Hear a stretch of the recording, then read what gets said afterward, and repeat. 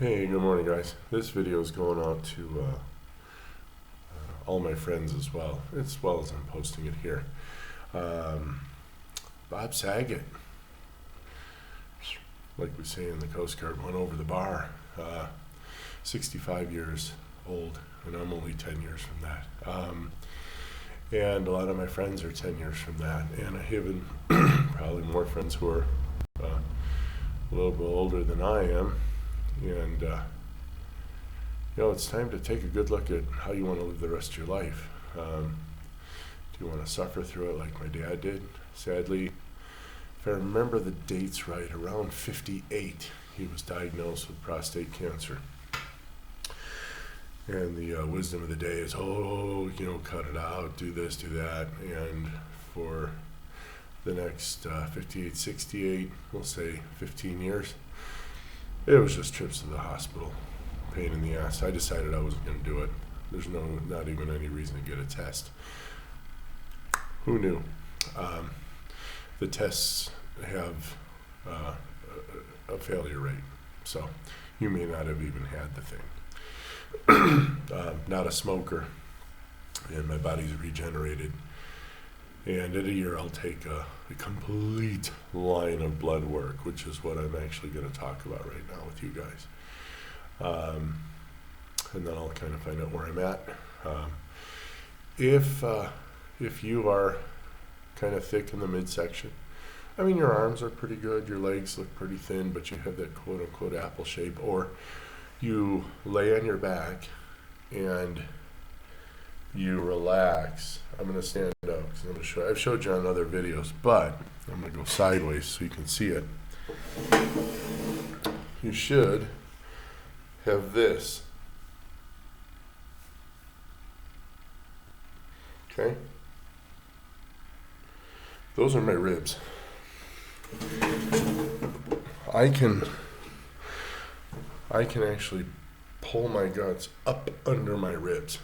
I mean, when I'm on my back, I can push in just above my belly button, and I can feel my aorta. I just worked out this morning, so and I can feel it pulsing. Obviously, I don't want to push it too hard because I don't know, die or something.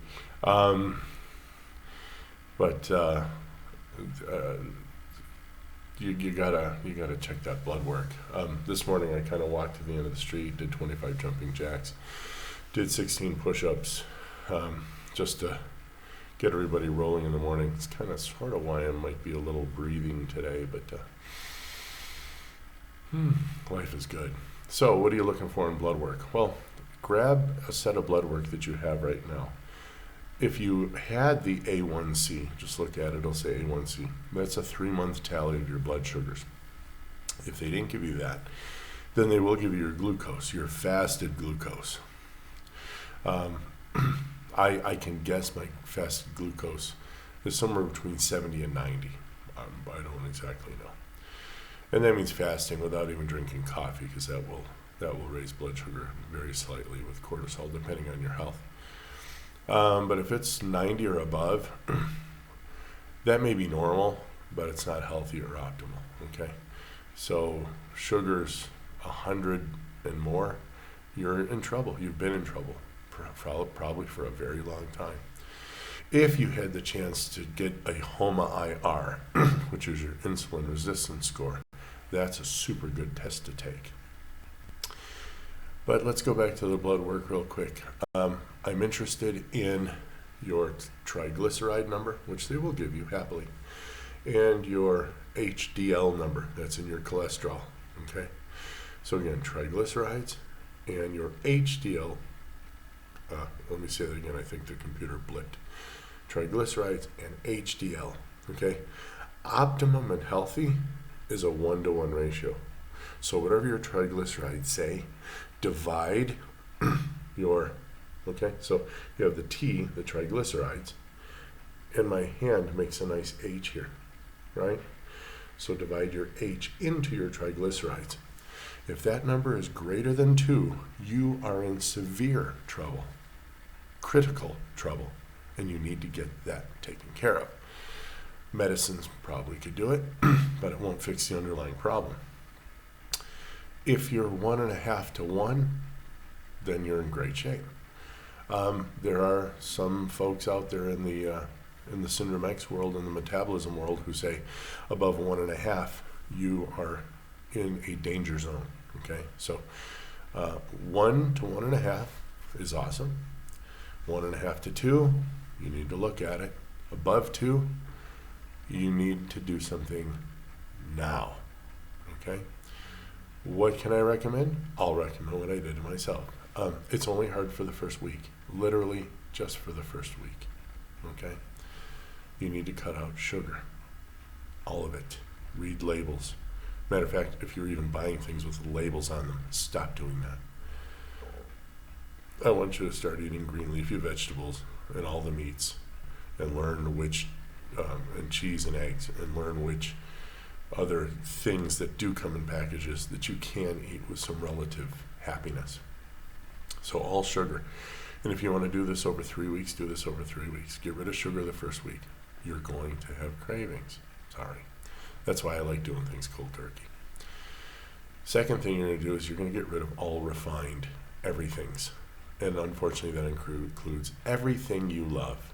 Grains, rice, tortilla, cereal, bread. I could go on, but I'd bore you. No more pizza. You're going to have to learn how to make a different kind of crust. I'll show that to you. The third thing you have to get rid of are those motor oils that you have sitting on your counter. Anything that says vegetable, canola, Nutrioli. I'm mentioning brand names because if I don't, you may not know what I'm talking about. Mazola, okay, this is corn oil, safflower oil, sunflower oil, vegetable oil, soy oil, all of it gone. Don't even give it away, throw it away, because you will be poisoning other people. If you will do those 3 things, and then one more thing I'm going to tell you to do. With the food that I've given you left, you can eat until you are full. Really, your stomach is going to be like, I can't eat anymore. Yet you're still going to feel like eating a humongous sandwich. You wouldn't mind eating a huge pizza. You wouldn't mind grabbing cookies, cakes, ice cream, because they have chemicals in them that deaden your brain, and they also trigger a drug response. You are a drug addict. I'm sorry, that's just what you are. It's okay, we love you. The first thing you have to do is admit it. Yes, I am a drug addict. And now you have to get rid of the drugs. Sugars, refined everything, and seed oils. And then eat everything else when you're hungry till you're full. And then when you're full, don't eat anything till you're hungry again. And there's no snacks. No more snacks, friends. All right? So take it to heart. I'm not bragging. I'm not mentioning names. And I'm only doing it because I tested it on myself. And it's time for us to, men who I have as friends, time to pull up your big boy pants now. And, do you really want to suffer anymore? Do you need sleep apnea? I had it. I just didn't have the machine. Do you need asthma? I had it. I just didn't have drugs. I used to fight through it all. I don't have asthma. I haven't even had a bloody cold. I think I had a headache a couple of weeks ago. Maybe that's what everyone's telling everyone they have. But me, it was just a nuisance. It was a headache. I literally...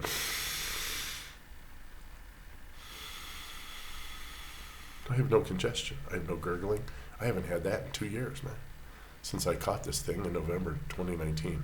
Oh yeah, it was here. It was definitely here. It had been around since that summer. That's coming out now. Oh no.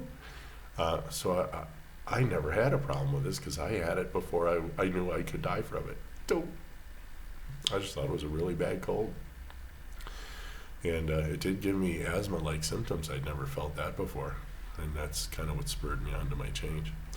So take this video with a grain of salt, please. Enough salt to taste, actually. And drink water when you're thirsty. Those are a couple other rules if you want to add them. Eat salt to your taste. And drink water only when you're thirsty. Do not follow anybody who's telling you to drink 8-ounce glasses and this and that. It's all bullshit. All right. As always, I love you guys. We'll talk soon. Bye.